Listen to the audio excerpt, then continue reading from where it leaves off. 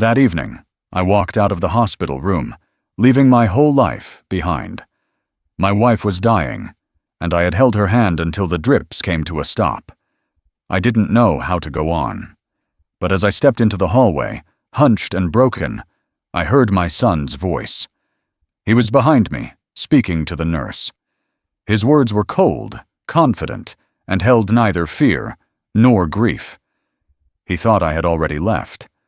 But I stopped, and what he said changed the rest of my old age forever. If this story resonated with your soul, click subscribe and let me know in the comments which city or country you're listening from. I'm truly curious to know where you're tuning in from. My name is Harold Rivers. I was 76 years old when I watched my wife die. For most of my life, I fixed boat engines along the Maine coast, in a small workshop that smelled of grease and salt and pine sap. My hands were never idle, and my back bent early, like the old boats I kept afloat long after others gave up on them. I was a practical man, slow with words and stubborn with silence. My wife, Louise, was the only one who ever understood how I spoke without speaking. That night, I sat beside her bed in the hospital room that hummed and beeped and smelled like disinfectant and cotton. Her breathing was shallow, like wind struggling through a torn sail. Her skin was pale, stretched thin across her bones.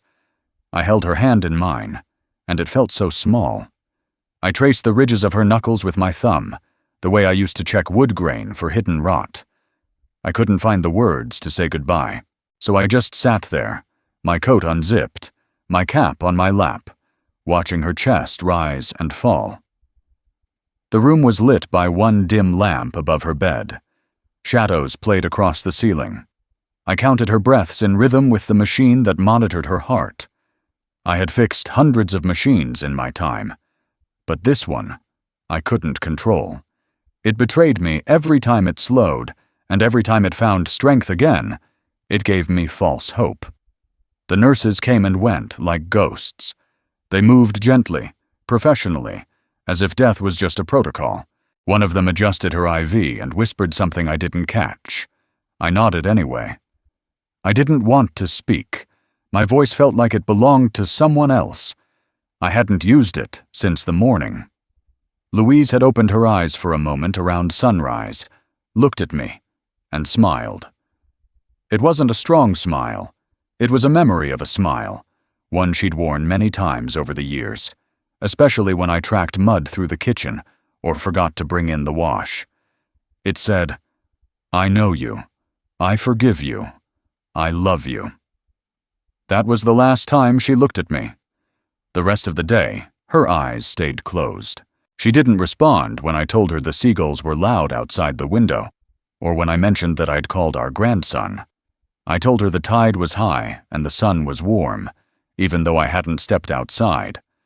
I lied to her, maybe for the first time in decades. I didn't want her to know that the world had already started moving on without her.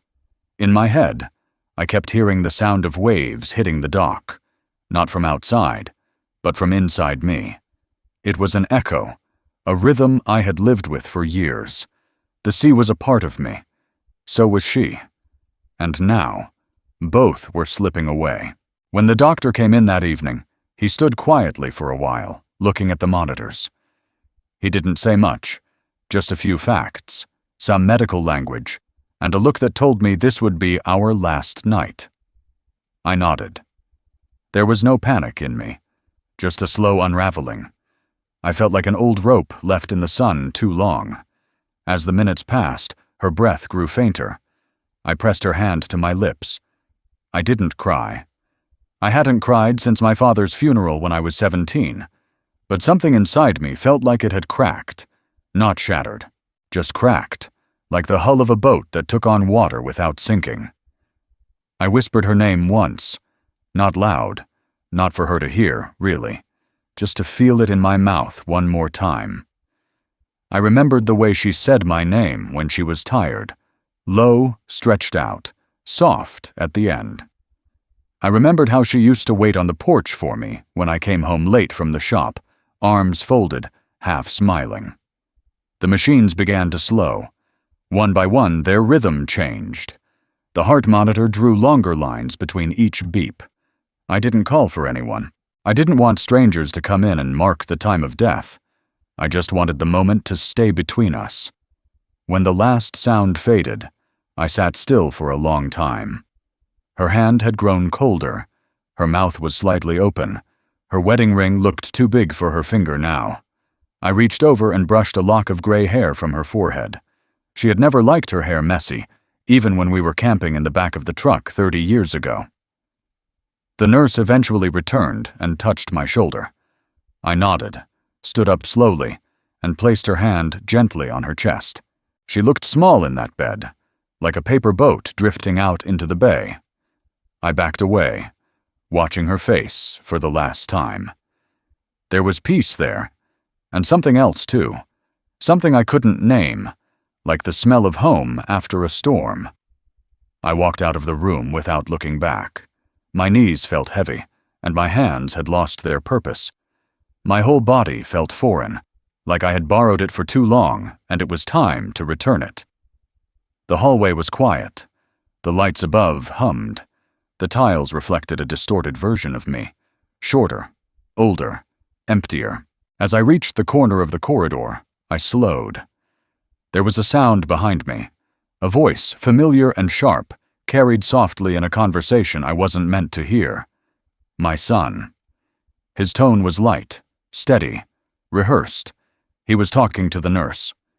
I stopped without turning around. And when I heard what he said, my heart beat once, hard, like the echo of an old drum. I didn't breathe. I just stood there, taking in the truth. The night had already broken me, but his words finished what the silence began. I didn't turn around. I just stared at the floor. The moment held me still, like a frozen wave, suspended before the crash. I realized then that everything I thought I understood about grief, about family, about the roles we played, was about to change. And the man who had entered that room to say goodbye wasn't the same man who now stood in that corridor, holding nothing but breath and memory. The hallway stretched ahead, like a tunnel, with no end. I walked slowly, the rubber soles of my shoes making soft sounds against the tile. Each step felt disconnected from the next, as if I were walking on a moving floor I hadn't agreed to stand on. The lights overhead buzzed quietly, but even that faint noise seemed distant. I passed closed doors on either side, each one hiding someone else's story, someone else's heartbreak or healing. None of it touched me. I had stepped into a space beyond emotion. The hospital corridor was designed for movement, but I moved like a man underwater. The world had turned soft and thick, like fog pressing against my chest. The smell of antiseptic was sharp in my nostrils, and the air felt colder the farther I moved from her room. Each breath I took felt too loud in my lungs. There was a small bench near the elevator. I sat down on it and stared at the wall in front of me. Beige, unremarkable. The paint chipped in one corner where a gurney must have scraped it. That chip held my gaze for several minutes. I imagined the moment it happened, the clumsy angle, the irritated nurse, the silent apology. Even damage had a story. Even the wall remembered. I pressed my hands between my knees and leaned forward. I wasn't crying. The tears hadn't come. Instead, there was a stillness inside me, so complete, it felt like something had stopped working. My heart still beat, my lungs still filled, but somewhere deeper, the mechanism had jammed, like a gear in one of my outboard engines, frozen with rust. The silence around me wasn't empty. It was full of what wasn't being said. The nurse behind the desk didn't look up. A janitor passed by with a mop, humming faintly to himself, and I noticed how deliberately he avoided eye contact. Everyone was trained not to intrude on grief, but this wasn't grief. Not yet. It was something earlier, something quieter and more confusing, like walking into a room and forgetting why you came.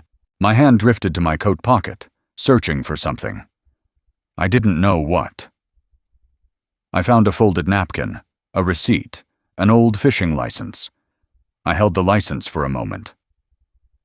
The date expired 2 years ago. Louise had insisted I renew it, even though I hadn't fished in almost a decade. She liked the idea that I could go back to it one day. She said it kept me connected to who I used to be. I slipped it back into my pocket. Time moved differently on that bench. Minutes stretched thin, pulled apart by memory and fatigue. My body wanted to rest, but my mind replayed the image of her face over and over again. The way her lips had parted slightly, the way the light had fallen across her cheekbones. I didn't want to leave the hospital, but I couldn't stay. There was no purpose left in that building for me. And yet, walking away felt like betrayal. Eventually I stood. My knees cracked as I straightened. I turned toward the elevator and pressed the button. The metal doors opened with a soft hiss. I stepped inside and stared at my reflection in the dull paneling. I looked like someone else. In the lobby, everything was brighter. There were people talking, a vending machine humming, a man arguing over a phone near the entrance. I moved through it like a shadow. No one stopped me. No one needed to. Outside, the night was sharp and windless. The sky above the parking lot was navy blue, without stars. I walked slowly toward my truck, parked near the far corner under a broken streetlight. The silence followed me. It filled the space between my footsteps, between the engine and my thoughts, between the rearview mirror and the empty seat beside me. I sat behind the wheel, but didn't start the engine. My hands rested on the steering wheel, motionless. I watched the windshield slowly fog from my breath. The hospital behind me glowed faintly through the rearview mirror. I couldn't look at it directly. It was no longer a place of help. It was the last place I had been whole. The silence inside the truck matched the silence I carried within me. I didn't know what to do with it. It didn't ask anything. It didn't hurt. It just existed, dense and patient. I adjusted the rearview mirror out of habit, though there was nothing I needed to see behind me. The road home lay ahead, but home no longer had meaning. It was now a house with walls that wouldn't answer back. I turned the key in the ignition, and the engine rumbled reluctantly to life. I sat there with the motor running, staring through the windshield at the empty space ahead. There was no music, no plan, no destination that made sense. Only the next step, and the one after that. As I pulled out of the lot, I didn't look back at the hospital. It had taken something from me, something irreplaceable. I drove slowly, the tires whispering against the road. Streetlights passed overhead, casting brief shadows across the dashboard. My thoughts wandered as I drove, not to the past, not yet, just to the silence. It had become my companion. The seat beside me, once filled by her voice and her laughter, was now occupied by a silence that breathed and waited and remembered. At a red light, I glanced to my right and saw an elderly man standing at a bus stop. He looked cold, tired, folded inward. We didn't acknowledge each other. We didn't need to. There was a shared understanding in our age, in the way we stood, in the way we waited for things that never quite came the way we hoped. When the light changed, I drove on. I passed the old fire station, the bakery that had closed during the pandemic, the elementary school where my grandson used to play. Every building was the same, but nothing felt familiar. It was as if I had left something behind that tethered me to this place, and now I was just a visitor. I pulled into my driveway. The porch light was on. I had left it that way when we went to the hospital. It greeted me like a lie, pretending nothing had changed. I parked the truck and sat for a while, unwilling to open the door. I imagined her voice saying something about the cold, urging me inside. I imagined the creak of the stairs as she came down to meet me. But there was only silence. Eventually, I opened the door and stepped out. The gravel crunched beneath my boots. I climbed the stairs slowly, each one sounding louder than I remembered. The key turned in the lock with a familiar click. I pushed open the door and stepped into the dark. The house smelled like her shampoo. I hadn't noticed before, but now it hit me like a wave. The walls stood silent, watching me. They didn't offer comfort. They didn't offer anything. They had absorbed years of voices, footsteps, laughter. Now they were still. I walked into the kitchen and turned on the light. The table was set for two. I had forgotten we had left it that way. A plate, a cup, a folded napkin. It was unbearable in its normalcy. I sat down in my chair and stared across at the empty seat. The silence pressed closer. It filled every corner. It knew me better than anyone else now.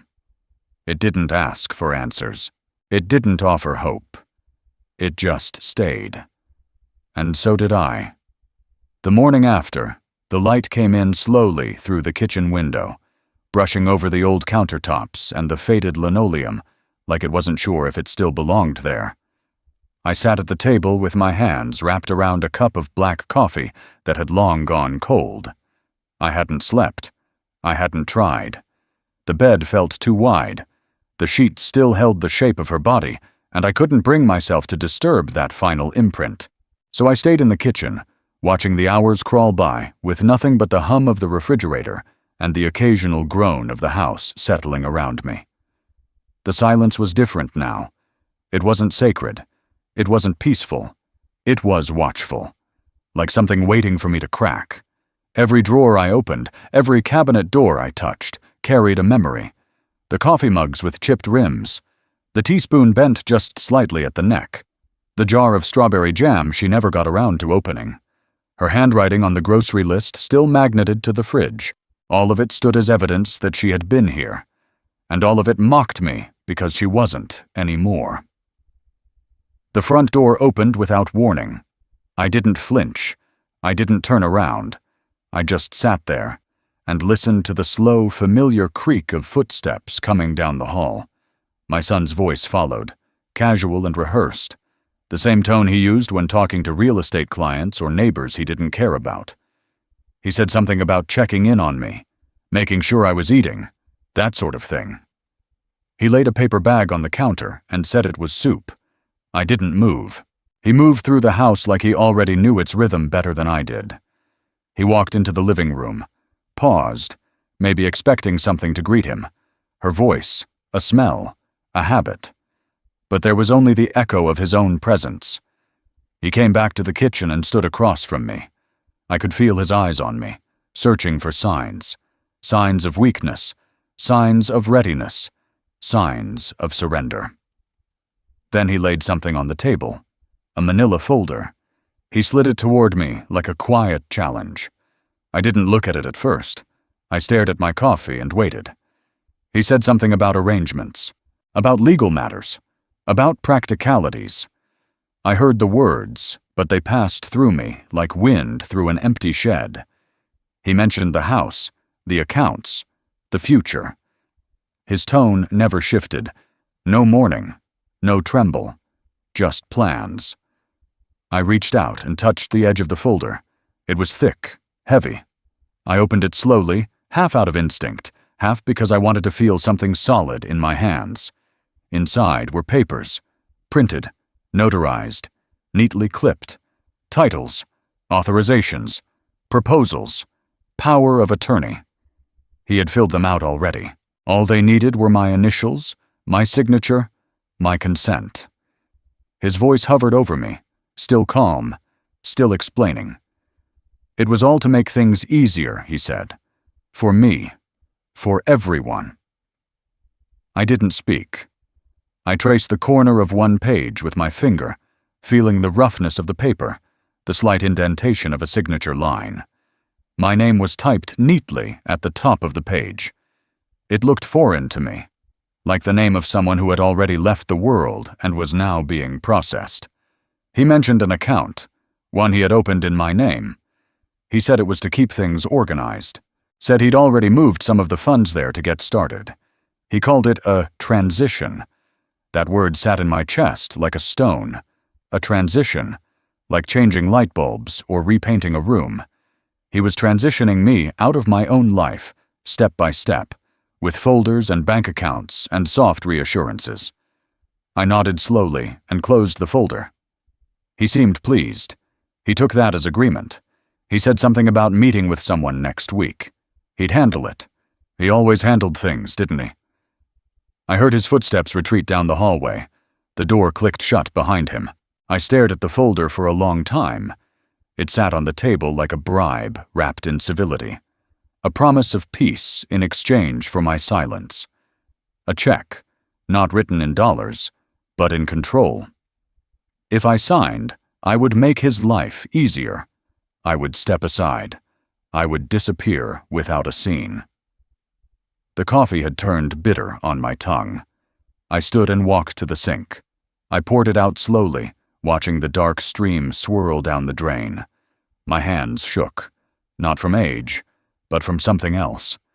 From the awareness that I had become a figure in someone else's future. A placeholder. A detail to be managed. I walked through the house, slowly. Every room felt staged now, like it had been prepped for sale. The blankets folded too neatly. The curtains drawn just enough. It no longer smelled like her perfume. It smelled like change. Uninvited, unearned, unstoppable change. The kind that creeps in through the floorboards and rearranges your life before you notice. In the bedroom, the closet door was ajar. I looked inside and saw her clothes still hanging, pressed, clean, untouched. He hadn't touched them yet. Maybe he hadn't dared. Or maybe he was saving that for later, when I was out of the way. I returned to the kitchen and sat back down. The folder still waited. I picked it up and read the first page again. It asked me to release control, to acknowledge that I could no longer handle the weight of my own affairs.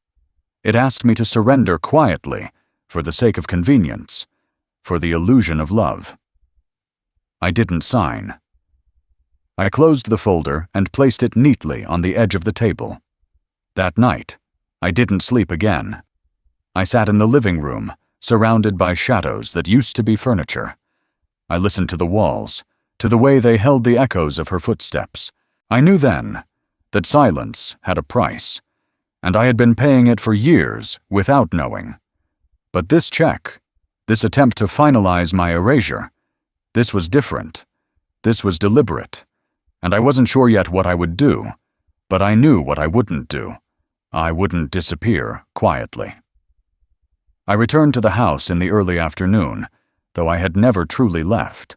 My body had stepped outside, walked the sidewalk, driven the familiar roads. But the weight of the house clung to me even beyond its walls. It sat like a stone at the base of my spine, unshakable. Every step toward it felt like surrendering to a tide I could no longer resist. The wind blew softly through the trees lining the driveway. Leaves scraped across the pavement like quiet reminders that the seasons had moved on, even if I hadn't. The porch creaked under my weight. That sound used to be comforting. It had signaled arrival, return, the beginning of a warm evening or the end of a hard day. Now it sounded brittle, like something ready to break. I opened the front door and stepped inside. The smell of the house was no longer hers. The lavender and lemon she used to use had faded. In its place was something stale, something temporary, like the scent of a hotel room where people come and go, leaving no trace. I stood in the entryway for several minutes, not because I wanted to, but because I didn't know where else to go. The house didn't reach out to me. It didn't comfort me. It simply allowed me in, like a patient landlord watching an overdue tenant return. I walked into the living room. The couch had been adjusted slightly, the cushions fluffed, the throw blanket folded differently. Not in her way. In someone else's. The remote control sat perfectly parallel to the edge of the table. She never aligned things that precisely. Her order was lived in, forgiving. This was calculated. I noticed the picture frames had been shifted, some dusted clean, while others remained hazy. It was a quiet rearrangement, subtle but loud to someone who knew better. I moved into the kitchen. The bag of soup still sat on the counter from the day before, untouched. I hadn't had the stomach to throw it out yet. I opened the fridge and saw that things had been reorganized. My labels gone, jars facing forward like they were auditioning. He had been here again. Maybe not physically, but his hands were beginning to shape the space, like a sculptor working with clay that didn't belong to him. I sat at the kitchen table and let my eyes trace the grain of the wood. It was the same table where we'd played cards, sorted bills, celebrated birthdays without candles. I had refinished it once, years ago, when a crack had formed down the center. She had said I was too old to do it myself, but I did anyway. And now it looked strong, like it would last longer than I would. I wondered how long it would take him to replace it. The silence in the house wasn't peace. It was observation. I felt watched, not by people, but by time itself, by the years embedded in the floorboards, by the memories that hadn't been properly dismissed, only suspended. They clung to the air, thick and still, waiting for someone to either honor them or erase them. I went upstairs. The hallway felt narrower than I remembered. The light bulb at the far end had burned out, casting the corridor into an uneven dimness. I passed the guest room first. The door was open. The bed was made with hospital corners. That wasn't her touch. I had never made the bed like that either. I stood in the doorway and studied it. It looked like a showroom, pristine, unused, unlived, as if someone was preparing it for a buyer. In our bedroom, the closet doors were open. Her clothes were still there, but fewer than before. At first, I thought I was imagining it. Then I counted. The blouses, the scarves, the cardigans she loved. Some were missing. I walked over and ran my fingers along the hanging fabric. It felt wrong, as if someone had reached into a sacred place and pulled something out without asking permission. There was no dust on the empty hangers. This hadn't been accidental. This had been a decision. I opened her dresser drawer. Her jewelry box sat in the corner, its lid slightly askew. I never touched it. That was hers. But now, someone else had. Inside, her brooches were rearranged. A few were gone. The necklace she wore every Sunday. The ring she refused to take off even when washing dishes. My stomach turned.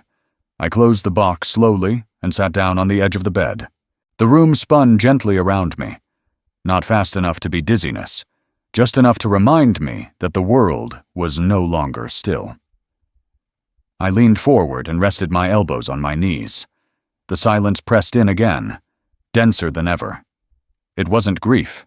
It was intrusion. Something sacred had been violated, and the house knew it. I stayed like that for a long time. Later, I made my way back downstairs and opened the back door. The yard was overgrown in patches. She used to scold me for not trimming the edges near the rose bushes. The grass had gone yellow near the fence line. I stood on the porch and watched the wind move through the trees. Everything looked the same from a distance, but up close, everything had shifted. I walked to the shed. The door stuck, as always, but I pulled it open and stepped inside. The smell of oil, dust, and cedar hit me. It hadn't changed. My tools were where I left them. No one had touched them yet. I ran a hand over the workbench, leaving a clean streak in the dust. For a moment, I could breathe. I stayed in the shed for a while, surrounded by the things I had built with my hands. Things I had repaired. Things that still worked because I had made them work. In this space, I wasn't a man being moved out of his life. I was still Harold Rivers, fixer of motors, maker of things that lasted. But even here, I felt the gravity of the house behind me, calling me back, reminding me that I couldn't hide in wood and rust forever, that sooner or later I would have to face the quiet inside those walls and decide whether I would allow it to consume me. I returned to the kitchen at dusk. The light had turned gold, slipping sideways through the windows. I didn't turn on the lamp. I sat in the growing dark and listened to the house breathe. It didn't welcome me. It tolerated me. And in that tolerance, I felt the sharp edge of something unspoken. Not mourning, not memory, but warning. I woke up to the smell of something burning. At first, I couldn't place it. I thought maybe it was a dream, but as I sat up in bed, the scent clung to the back of my throat. Sharp, acrid, familiar. It wasn't fire, not flames. It was the faint smell of something scorched. A pan left too long on the stove, toast forgotten in the broiler, wire insulation heated past its limit. I swung my legs over the edge of the bed and sat there, listening. The house made no sounds. The bedroom was still dark, the window shades drawn tight. I rose slowly, my knees stiff, my body reluctant. I opened the door and stepped into the hallway. The scent was stronger now. I followed it, each step measured, cautious. In the kitchen, I found the source. A burner had been left on. A pan sat atop it, empty, blackened at the bottom. No food, no meal, just the memory of heat. The edges of the pan shimmered faintly in the morning light filtering through the blinds. I turned off the burner and stood there, one hand on the stove, the other gripping the back of a chair. I hadn't cooked in days. I hadn't used that pan. It was him. My son must have been here again, quietly, while I slept. Slipping through the house like a contractor measuring walls for demolition. And now he was leaving heat marks behind, careless signs of a presence that was not mine. I opened the back door to air out the room. The cold hit me instantly, a slap of winter air that made my lungs ache. I stood there, staring out at the yard, watching as frost still clung to the tips of the grass. The rose bushes had turned brittle, their branches sharp like wire. I could feel her presence there, in the neglected soil, in the sag of the garden gate. She had once said the smell of burning always made her uneasy. It reminded her of something lost, something left too long unattended. I returned to the stove, picked up the pan with a towel, and dropped it into the sink. The clang echoed through the house like a gavel. I filled the basin with water, letting it hiss and steam. The sound was angry, alive, too loud for the stillness around it. I watched the bubbles gather around the blackened metal. They rose and popped and vanished without leaving anything clean. After a while, I made toast, real toast. I watched it carefully, turned it over halfway through, buttered it while it was still warm. I didn't want it. But it gave my hands something to do. I sat at the table and chewed slowly, each bite tasting like cardboard. I left half of it uneaten. I wasn't hungry. I was studying the silence. The house had a new rhythm now. It had always been quiet. But this was different. It was the quiet of watched places, of a room after interrogation, a place where something had been taken and not yet returned. I felt like a tenant overstaying his welcome, even though my name was still on the deed. Or so I hoped. I opened the manila folder again. It was still where I had left it, neatly positioned at the corner of the table. I flipped through the pages, rereading sections I had already memorized. Everything was perfectly laid out, every page designed to make me obsolete, too. There was a clause about the property, about the reassignment of utilities, about direct deposits, about recurring payments. Everything was addressed, accounted for, assumed. It was less a request than a resignation letter. All I had to do was sign. I closed the folder and looked out the window.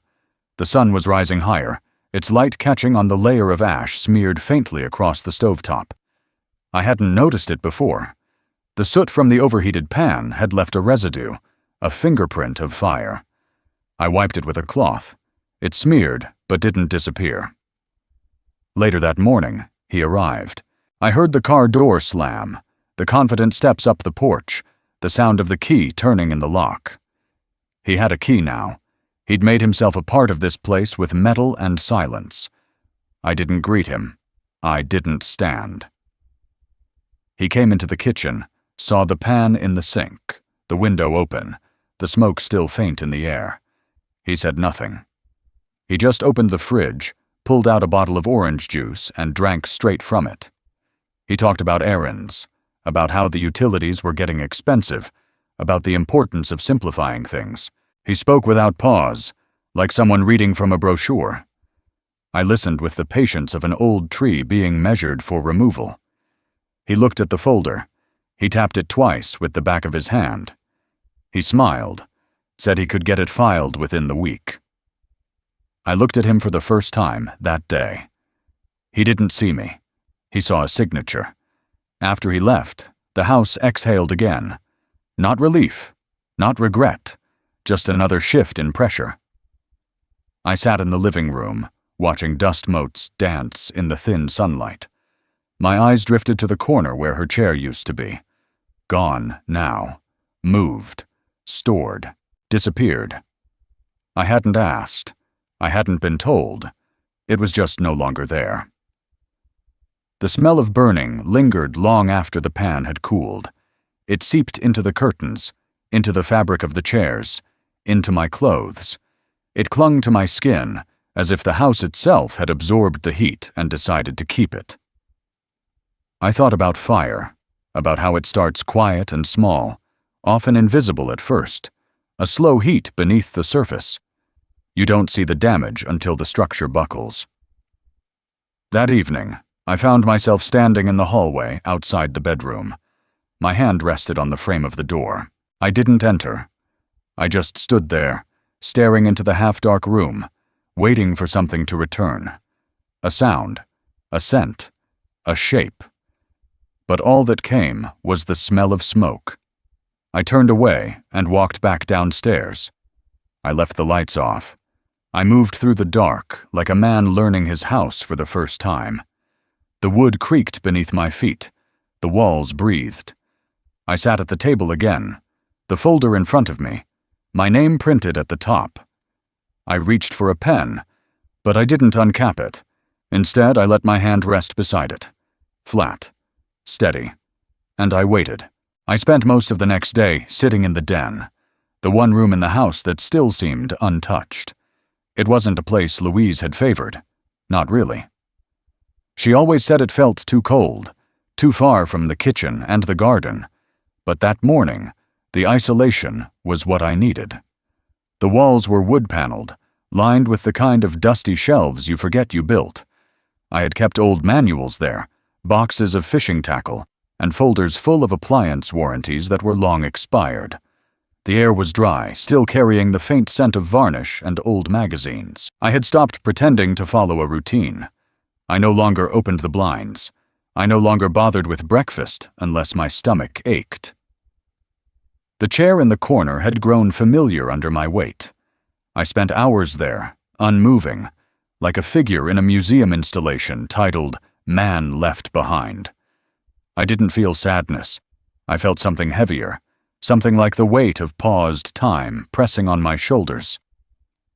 It was around noon when I first heard the thud above me.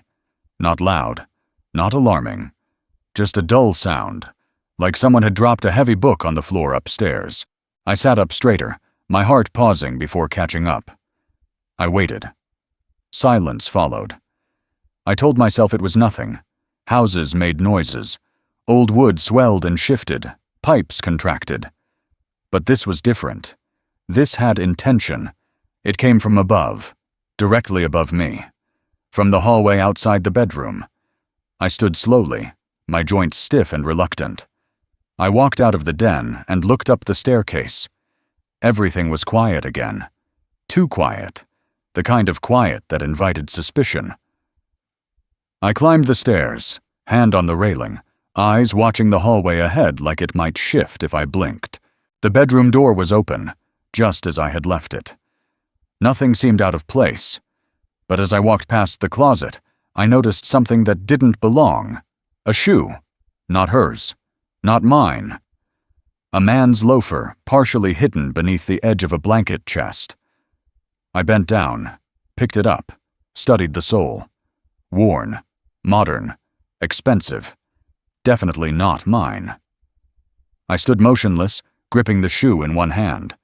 I tried to recall if I had seen it before, if maybe my son had left it on an earlier visit.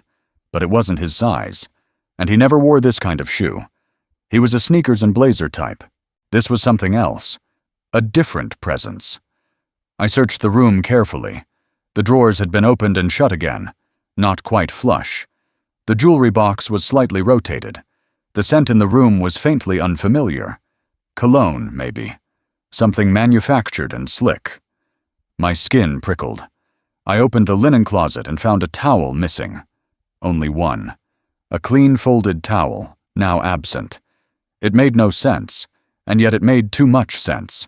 Someone had been here. Not just in the house, but in the spaces we had shared. And they hadn't wanted me to know. Downstairs, the house was still and indifferent. I wandered through each room slowly, searching for signs, patterns, clues that had slipped past me. And that's when I reached the hallway under the stairs. A narrow closet, mostly unused, filled with paint cans and broken picture frames. I hadn't opened it in months.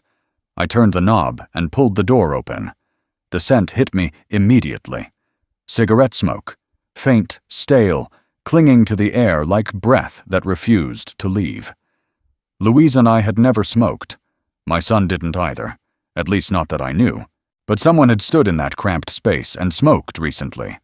The walls bore faint smudges, as if a hand had steadied itself there. The floor had new scuff marks near the baseboards. There was no ash, no stubbed-out filter, just the ghost of presence. I stepped inside the closet and stood still.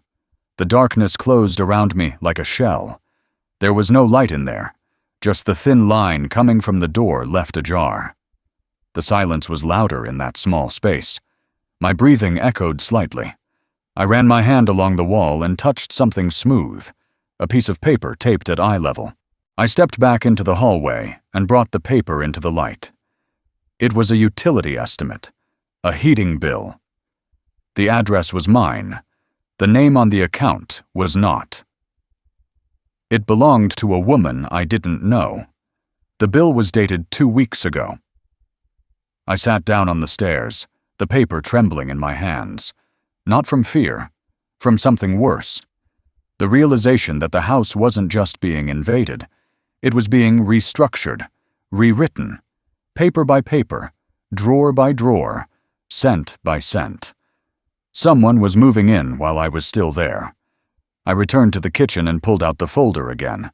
This time, I examined it not as a proposal, but as a map. I traced the timeline, the financial transitions, the names attached. There were gaps, small ones, but enough to hint at something planned beneath the surface. Not negligence, not haste, strategy. He wasn't working alone. That night, I didn't turn on any lights. I moved through the house in silence, listening, waiting. I sat in the den with the door cracked open and watched the hallway for hours. Nothing happened. No footsteps. No voices. Just the same dry hush that had swallowed the house since her death. At some point, I drifted into sleep. My dreams were shallow, fragmented. I saw the closet under the stairs, its walls closing in, the scent of smoke surrounding me. I heard a voice, one I didn't recognize, whispering my name like a question. When I woke, the first thing I noticed was that the den door was now completely open. I had left it only ajar. The second thing I noticed was the faint imprint of a shoe in the carpet. One step, just inside the room. I rose and walked to the window. The sky outside was pale gray, the dawn just beginning to stretch its fingers over the trees. I didn't feel fear. I felt confirmation. There was a shadow in my house, and it wasn't mine. The day started with frost across the window panes. A thin white veil coated the glass like breath frozen in place. I traced my finger along the edge of the window, leaving a streak of warmth that disappeared just as quickly. Outside, the trees stood still, their branches bare, unmoving in the dead morning air.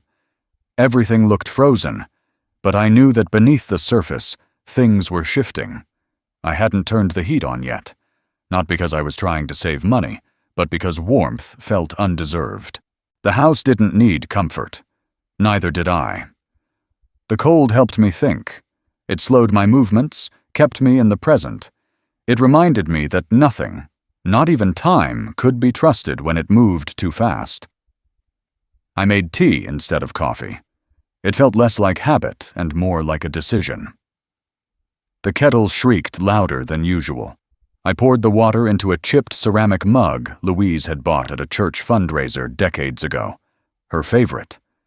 I had almost dropped it twice that week, both times catching it mid-fall with a reflex I didn't know I still had. I wasn't ready to let it break. Not yet. At the kitchen table, I opened the same folder again. The pages were dog-eared now.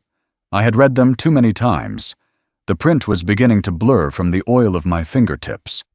I stared at the signature line, my name sitting there in prelude, a space waiting for ink. But that morning, I wasn't looking for signatures. I was looking for gaps. I flipped the pages slowly, each one heavier than the last.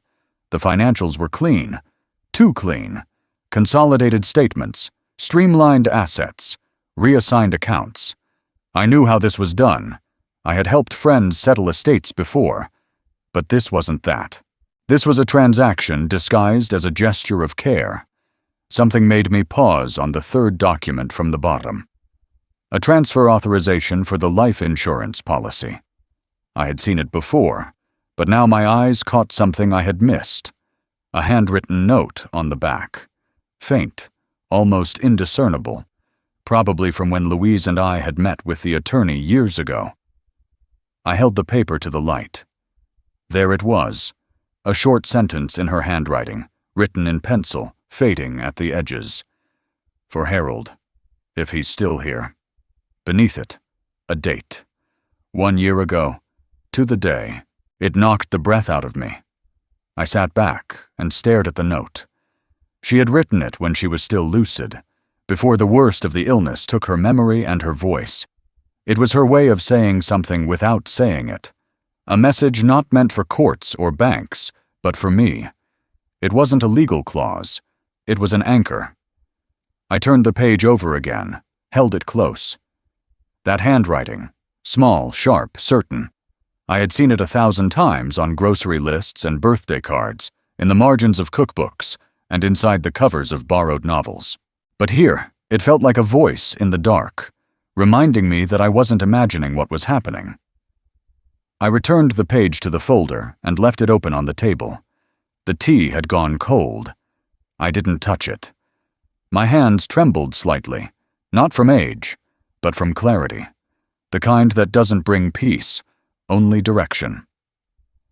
I went to the attic. I hadn't been up there in months, maybe a year. The stairs creaked under my weight, each one groaning like a warning. I pulled the chain for the bare bulb at the top. The light flickered once, then settled into a dim yellow glow. Dust swirled around me, rising from boxes that hadn't been opened in a decade. I found the filing cabinet in the far corner. Louise had insisted we keep it, even when we switched to online banking. She trusted paper more than screens. I respected that. Inside were folders labeled in her handwriting. Taxes, house repairs, medical, letters. I opened the letters folder and sat on a trunk, slowly leafing through them. Most were from friends long past. Some were from me, written in younger ink, apologizing for long hours, for forgotten dates, for arguments that feel foolish in hindsight. Near the bottom was a stack wrapped in a rubber band, notes from her mother, and beneath them, several envelopes addressed to her sister. At the very bottom, a single envelope addressed to me, my name in her hand, nothing else, no stamp, no postmark. I opened it carefully. Inside was a single sheet of paper, typed.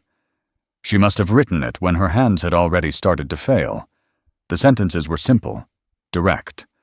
She talked about the house, about what it meant to her, about how hard she had worked to make it ours.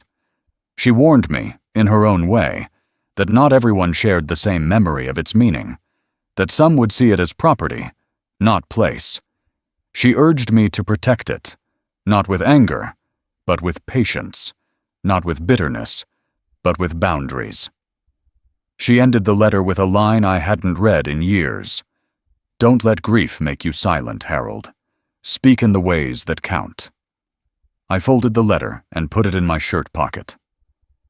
Back downstairs, I stood at the kitchen sink and looked out over the backyard. The sun was higher now, casting long shadows from the fence posts. I noticed a pile of broken branches beneath the oak tree. Someone had dragged them there. I hadn't.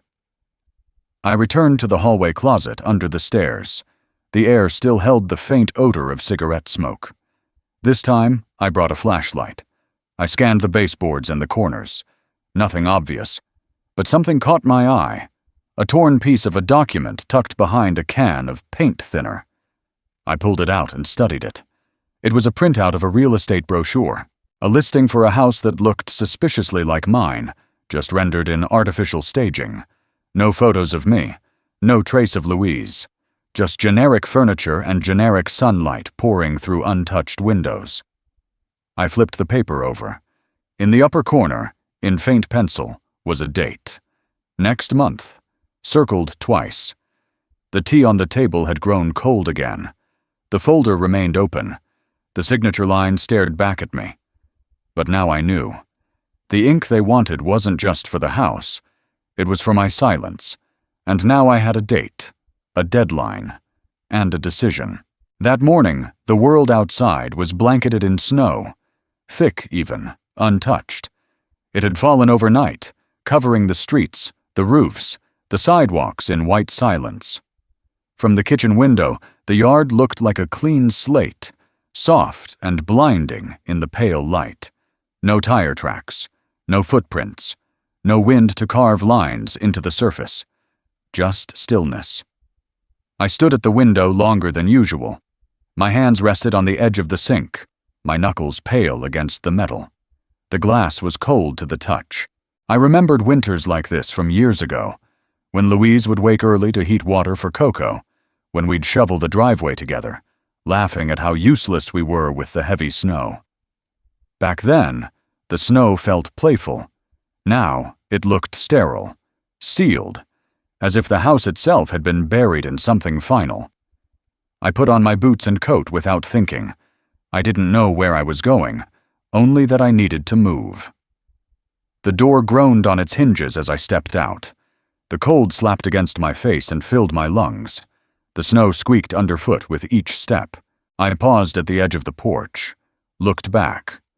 My tracks cut clearly through the pristine surface. I hated how visible they were.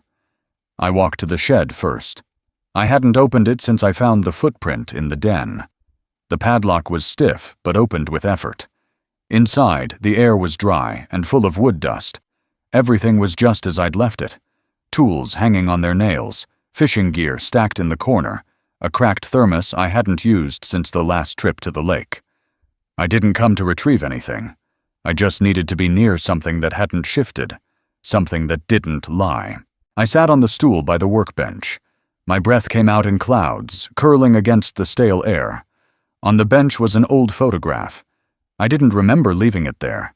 It was of the two of us, me and Louise, taken the day we finished painting the kitchen. She had a streak of blue on her cheek. I had paint in my hair. We looked like people who had everything figured out. I turned the photo over. There was no date, no writing, just the glossy back and a faint fingerprint smudge. The stillness was broken by the distant sound of an engine. I stood and peeked out through the narrow window. A car pulled up to the house.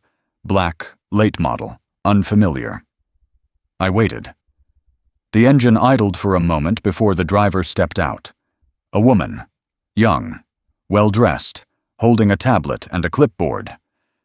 She walked up to the front porch, took a few photos, then returned to her car.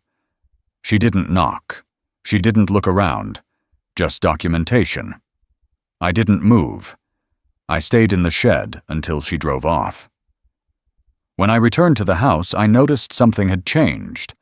The rug by the front door was misaligned. Not enough to call it obvious. Just enough that I knew it had been touched.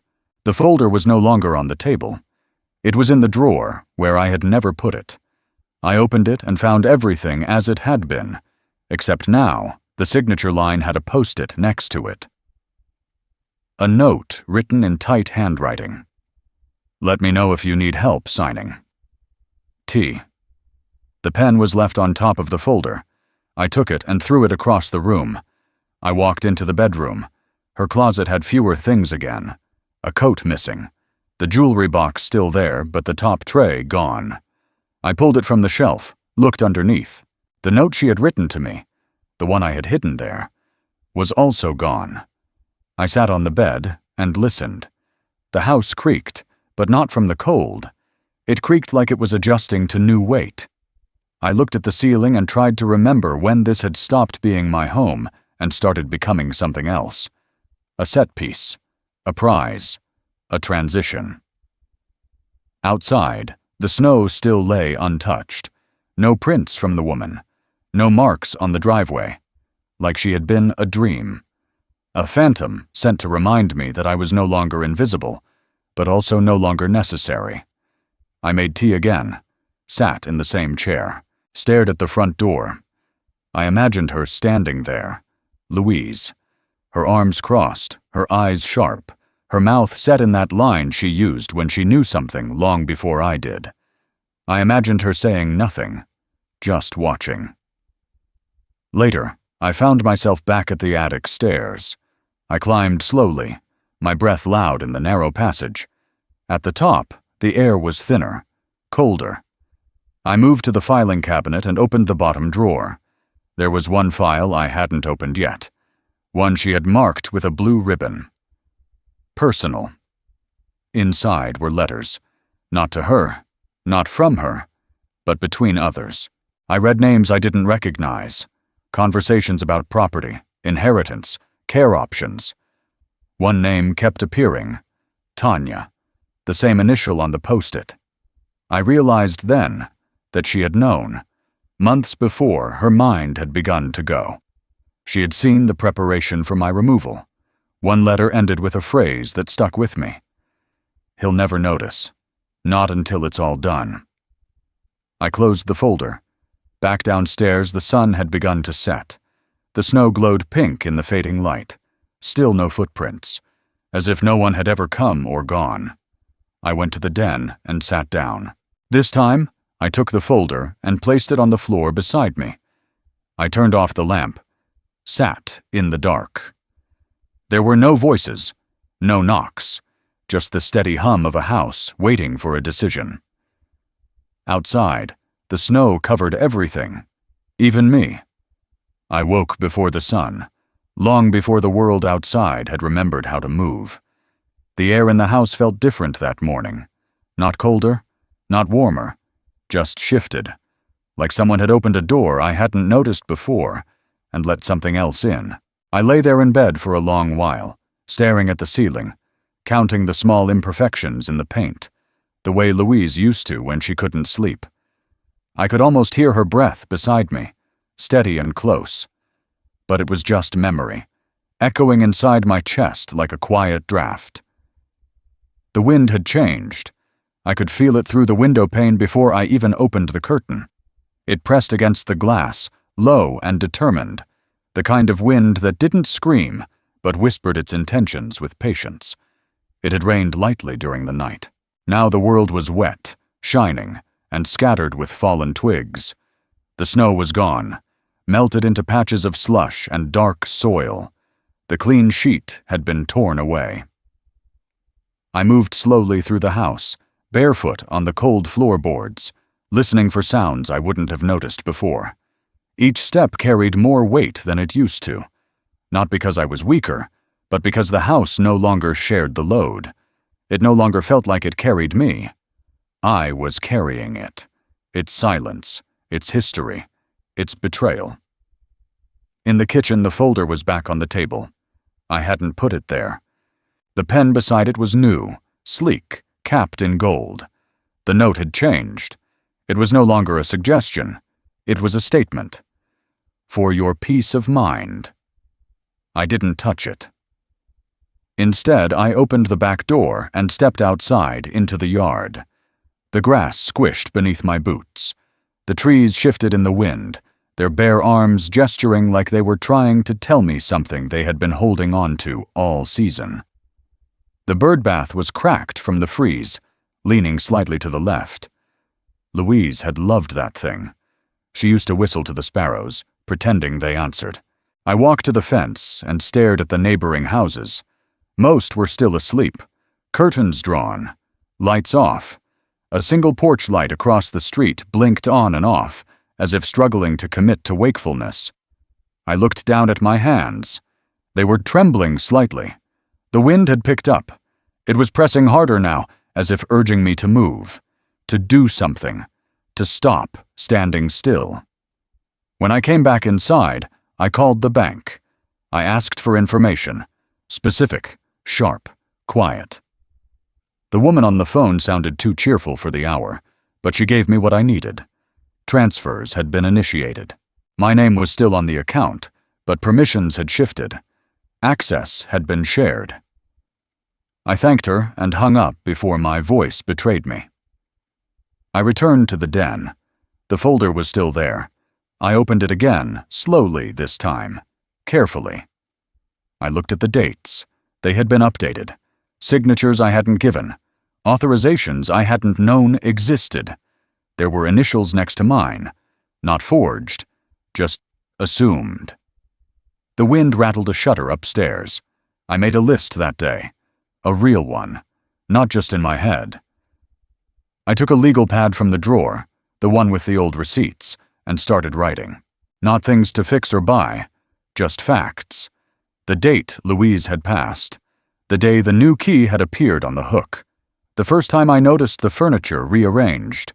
The moment I realized my name was being erased in slow motion. I listed the names of people I could still trust. It was a short list, mostly ghosts, but one name stood out, someone I hadn't spoken to in years.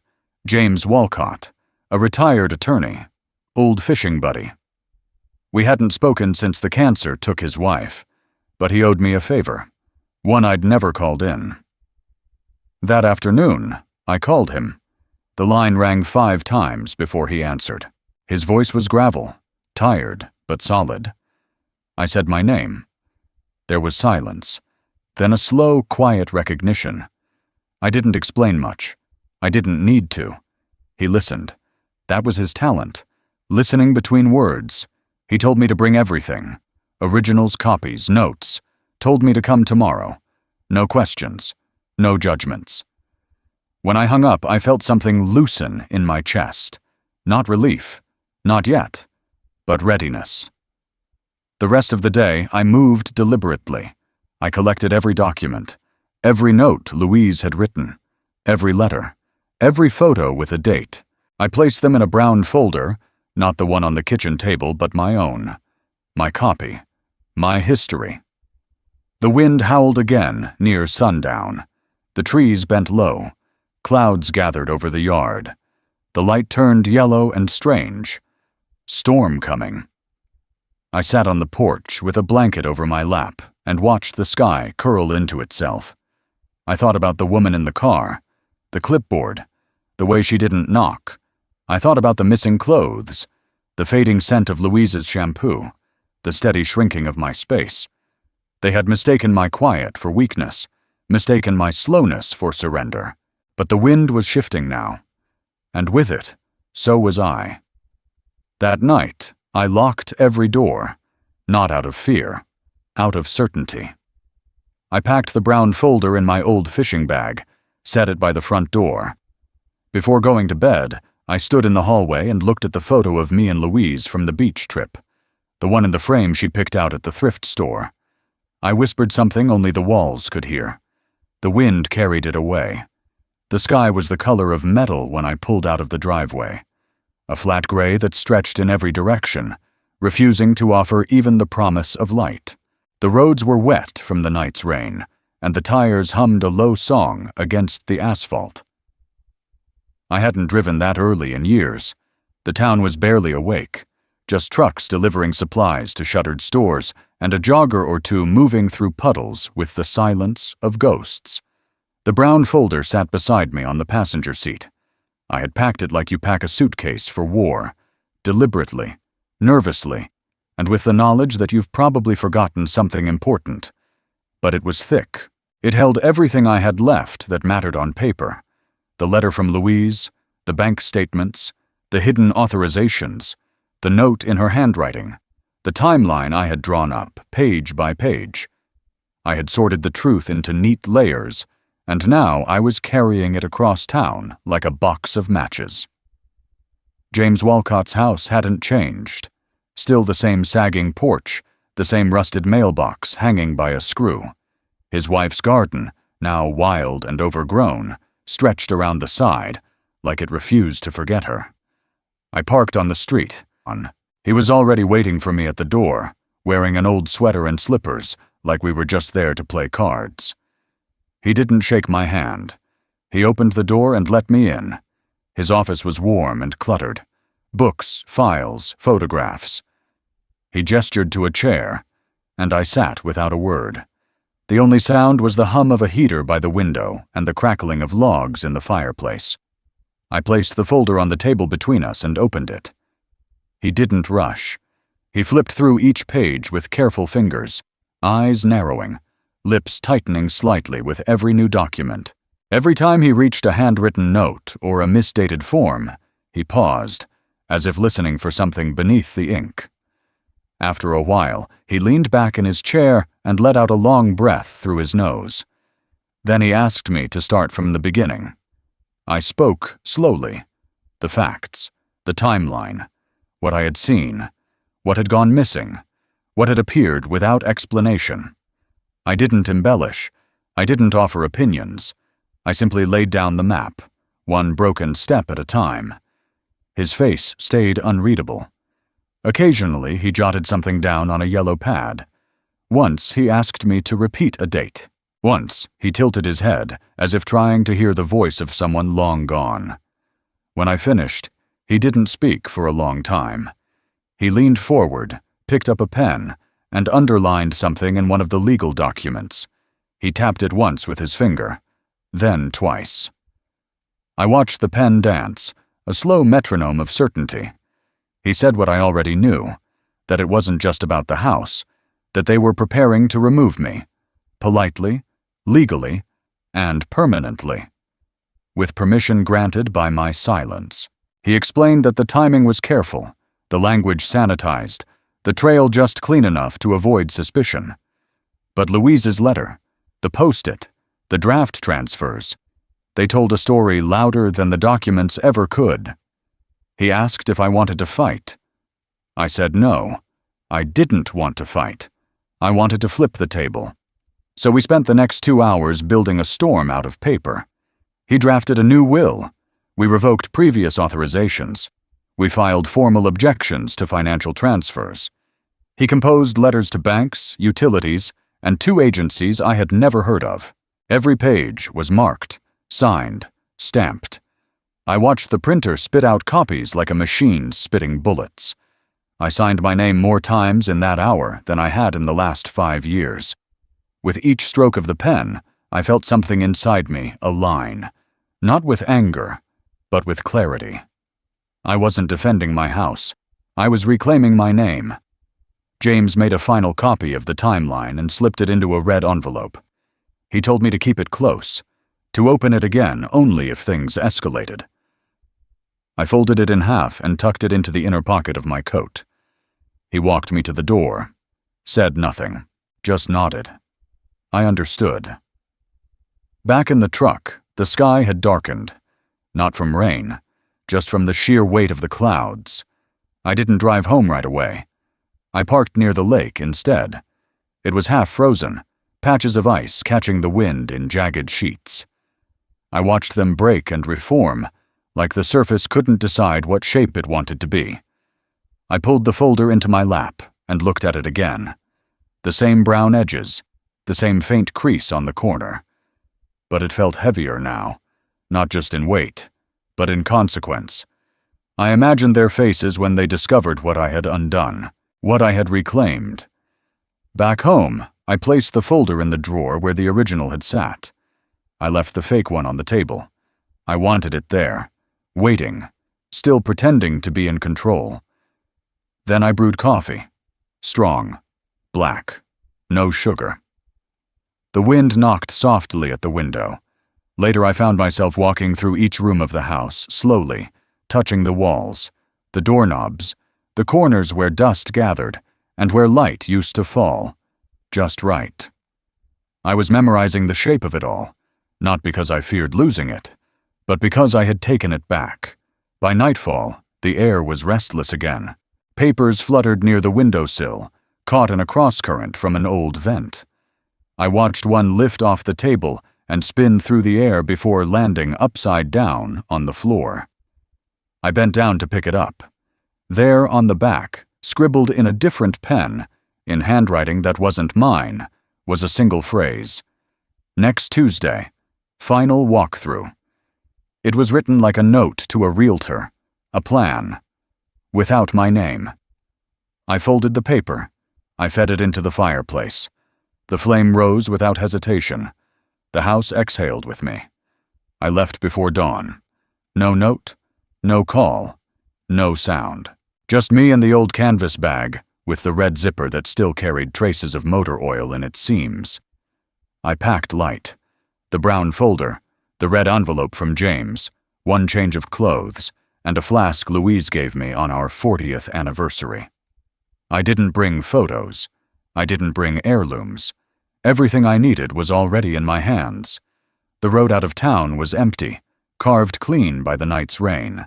The air smelled of wet bark and distant pine, the kind of scent that reminded me of the marina where I first learned how to balance on water. The old house by the bay sat nearly hidden behind a line of trees and tall, rust-colored grass. I hadn't been there in years.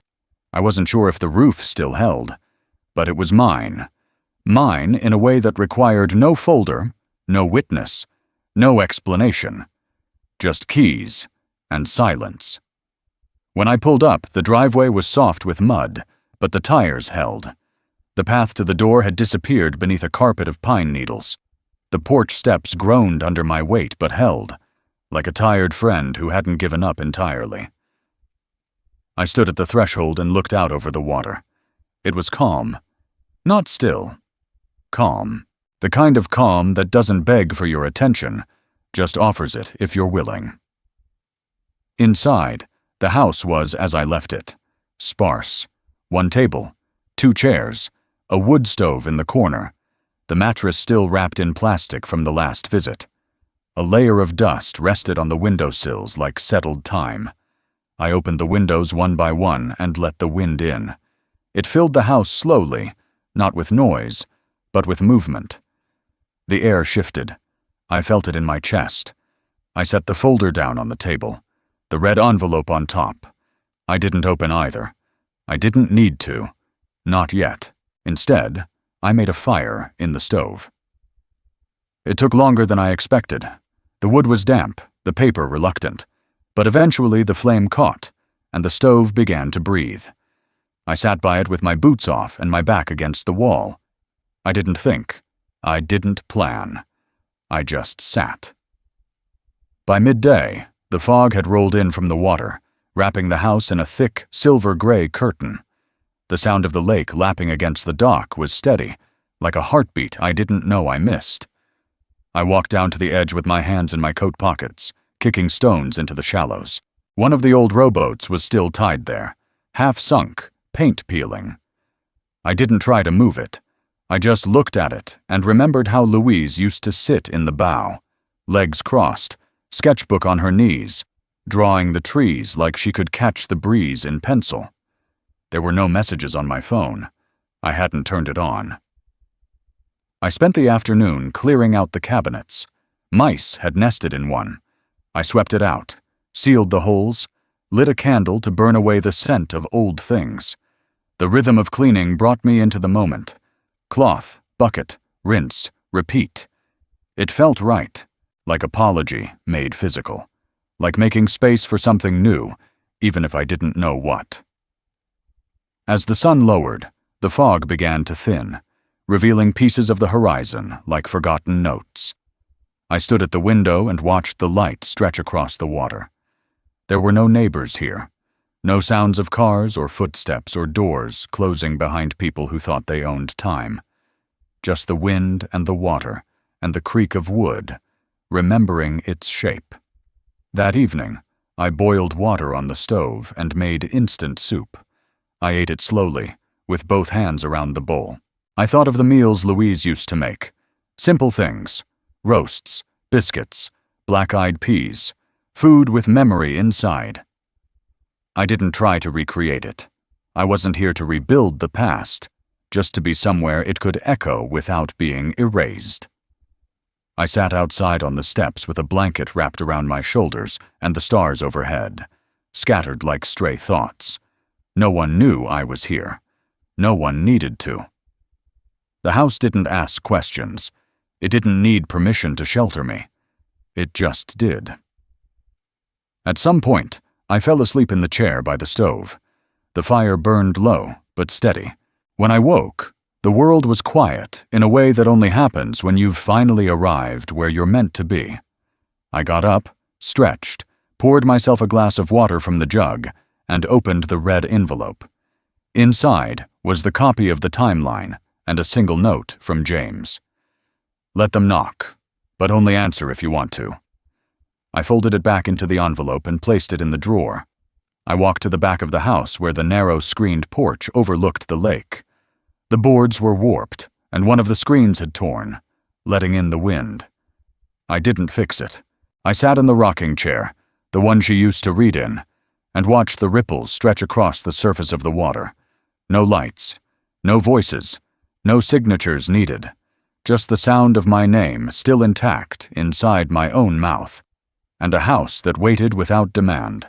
A house on the water where nothing needed to be proved. The second morning came like a slow exhale. I opened my eyes to the pale blue light that filtered through the thin curtains, and for a few seconds I forgot where I was. The ceiling above me was wooden, slanted, imperfect. Unlike the plaster back home, the sounds around me were unfamiliar too. No cars in the distance, no heat system kicking in. Just the soft creaking of the walls and the steady hush of the lake pressing its rhythm against the shore. I sat up slowly, listening to the quiet like it was music. It had depth to it. The kind of quiet that doesn't come from the absence of sound, but from the presence of stillness. The fire in the stove had long gone cold, but it had left behind a gentle warmth that clung to the air like a memory. I made coffee on the old camping burner I kept in the back cupboard. It took time. The kettle shook slightly, the flame low and stubborn. I liked the slowness of it. The ceremony. When the coffee was ready, I poured it into the same mug I had used the day before. Green ceramic with a chip on the rim. Louise had used it when we came up here in the fall. She said it made the coffee taste more like the earth. I stepped out onto the porch with the mug in both hands. The lake stretched out before me, still and gray, glassy in the early light. Thin strips of mist hovered just above the surface, dancing slowly as the wind shifted. The sky was clouded, but not heavy. There was no threat of rain, only the weightless pressure of an overcast day. Waves lapped the shoreline with a rhythm too perfect to be man-made. Each one arrived with a soft kiss against the rocks, then slid back, erasing its own trace. Over and over, patient and eternal. I watched them for a long time. They didn't ask anything of me. They didn't care what I had left behind. They just moved. I didn't check my phone. I had left it off since arriving. It sat on the small table near the door, untouched, its blank screen facing the ceiling. I had started to forget it was even there. Out here, it had no meaning, no signal, no pull. Just a plastic thing that once tied me to a world that now felt further away than the horizon. I spent the day doing small tasks. I chopped wood behind the shed, slow and steady, letting the rhythm of the axe sink into my bones. I carried logs in, stacked them beside the stove. I swept the porch, cleaned the windows, wiped down the table. Not because it needed to be done, but because it grounded me.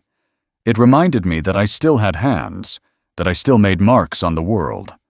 At lunch, I sat on the dock with a sandwich and watched the wind move across the lake in invisible paths. Birds skimmed the surface.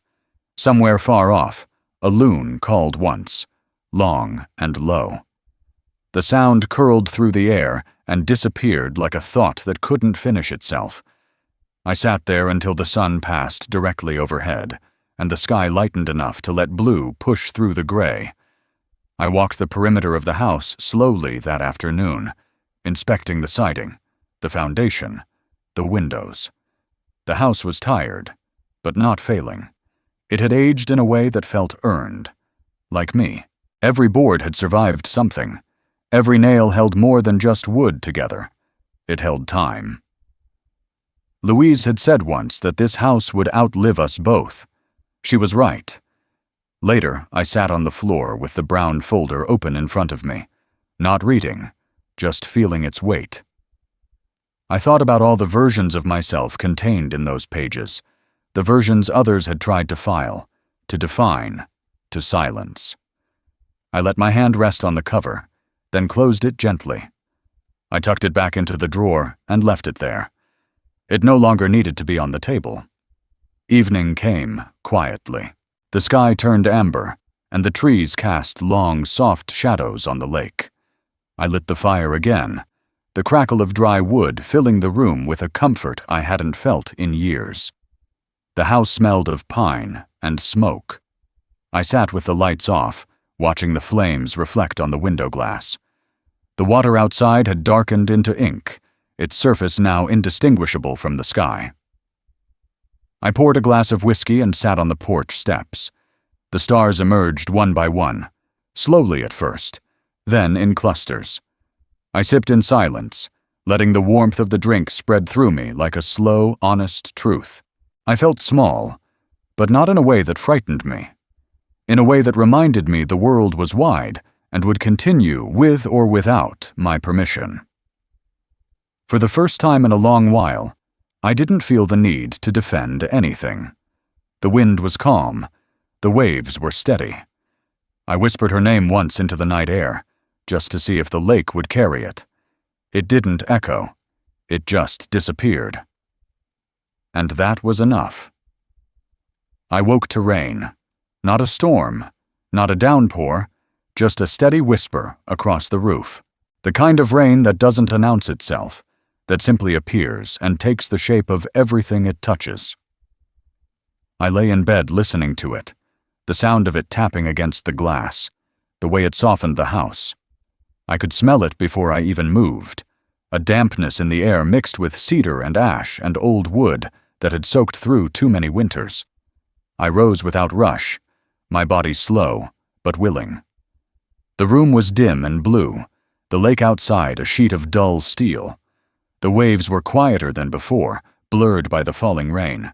There was no wind, no birds, no movement beyond the gentle pulling and releasing of the shoreline. The world had drawn itself inward. I made tea instead of coffee. Something lighter, something that felt less like armor and more like breath. The kettle steamed gently as I stood at the window, the mug warming my hands while the fog crept closer from the tree line. The edges of the world softened with it. The dock vanished first, then the garden, then the road that led back toward everything I had left behind. It was as if the land itself wanted me to forget. By midday, I had packed the essentials, not because I was leaving, but because I needed to remember what it meant to choose. I folded my clothes, cleaned the dishes, sealed the folder again. I didn't know if I would use it, but I didn't throw it away. Some things aren't meant to be erased, just put in their rightful place. I pulled on my coat and stepped outside. The rain had thinned to mist, a fine drizzle that clung to my skin and jacket. I walked along the edge of the lake, each footstep sinking slightly into the soft ground. I passed the shed, the boat, the crooked bird bath. Every part of the house seemed to look at me differently now, as if recognizing me for the first time, not as a visitor, but as someone who had decided. At the bend where the woods began, I stopped. There was a fork in the path, one trail deeper into the trees, the other curving back toward the gravel road where I had parked my truck days earlier. No signs, no markers, just a choice. I turned away from the road. The forest was quiet. Wet leaves clung to my boots, and the sound of dripping branches followed me like a second heartbeat. I didn't know where the trail led. I didn't need to. I wasn't escaping. I wasn't hiding. I was simply moving in a direction that wasn't dictated by someone else's schedule, someone else's folder, someone else's idea of what I owed. The trees grew denser the farther I walked. Thicker trunks, taller shadows, more silence. I welcomed it. I breathed in the deep scent of earth and rot and rain. I stopped at a fallen log, ran my hand across its mossy bark, and sat down. The woods wrapped around me like a cathedral. Above me, mist wove through the branches in thin veils, and I felt the weight of years slide from my shoulders. I stayed there for a long time. When I returned to the house, it was nearly dusk. The clouds had lifted just enough to let in a sliver of amber light that spread across the lake like fire on glass. The wind had returned, but only gently. The house creaked as I opened the door, and the warmth inside greeted me like an old friend. I lit the stove, peeled off my coat, and sat in the quiet. Later, as darkness settled, I wrote a letter. I didn't address it. I didn't plan to mail it. I simply wrote. I wrote about what I had seen, what I had chosen, what I would no longer permit. I didn't use names. I didn't assign blame. I just named the truth and let it sit on the page without apology. When I finished, I folded the letter and placed it inside the folder. Then I sealed the folder with a piece of twine and tucked it back into the drawer. I went outside one last time before bed. The stars had returned, faint, scattered, but steady. The lake reflected them like a memory. The world was quiet again, not with silence, but with understanding. I stood there for a while, barefoot on the porch, the boards cold beneath my feet. I looked out over the water and whispered her name.